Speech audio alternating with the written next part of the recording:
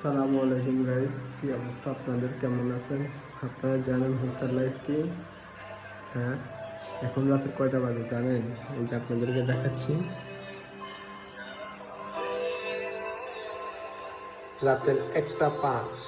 ঠিক আছে, এই রাতের বেলা আমি মনে করেন না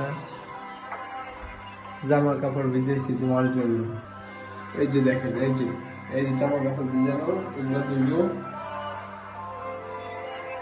এটাই হচ্ছে ব্যাচেলর লাইফ এবং থাকার যে স্বাধীনতা, নিজের যে একটা মনের কথা ছড়া, অন্যরকম একটা ফিলিংস, অন্যরকম একটা অনুভূতি। ঠিক আছে, আমি আমার মন মতো করতেছি, আমি আমার নিজের মতো করে চলতেছি। এটার মানে হচ্ছে ব্যাচেলর লাইফ, হোস্টেল লাইফ। হ্যাঁ।